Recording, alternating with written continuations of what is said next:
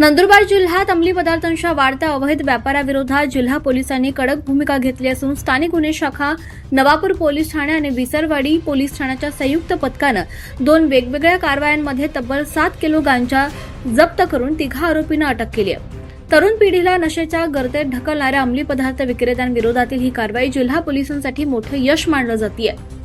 मिळालेल्या माहितीनुसार नवापूर शहरालगतच्या धनलक्ष्मी पार्क परिसरात एका घरातून गांजाची विक्री सुरू असल्याची गोपनीय माहिती नवापूर पोलिसांना मिळाली होती. त्यानुसार पोलीस निरीक्षक अभिषेक पाटील यांच्या नेतृत्वाखाली पथकानं छापा टाकला. झडती दरम्यान 5 किलो गांजा हस्तगत करण्यात आला. सुमारे 90,000 रुपये किमतीचा मुद्देमाल जप्त करून 2 संशयितांना ताब्यात घेण्यात आलाय.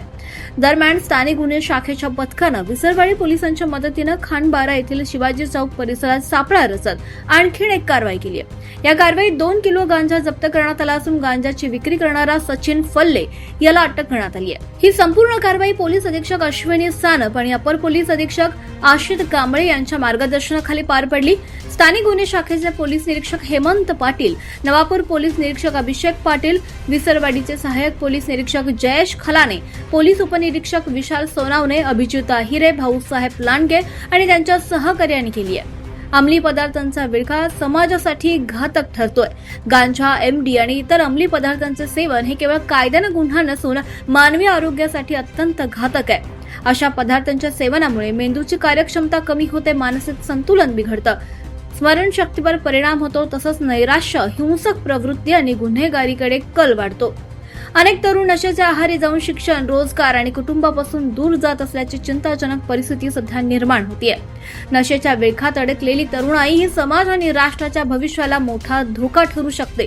त्यामुळे पालक, शिक्षक आणि नागरिकांनी सतर्क राहून संशयास्पद हालचालींची माहिती पोलिसांना देणं आवश्यक आहे. जिल्ह्यात अंमली पदार्थ, अवैध मद्य, गुटखा आणि इतर बेकायदेशीर धंद्यांविरोधातील मोहीम अधिक तीव्र करण्यात आली असून अशा गुन्ह्यांमध्ये सहभागी असणाऱ्यांवर कठोर कारवाई करण्याचे आदेश देण्यात आलेत.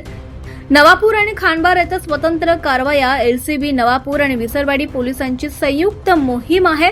तरुणाईला नशेपासून वाचवण्यासाठी पोलिसांचा हा निर्धार आहे. अंमली पदार्थ विक्रेत्यांविरोधात कारवाईची मोहीम सुरूच राहणार असल्याचं त्यांनी म्हटलं.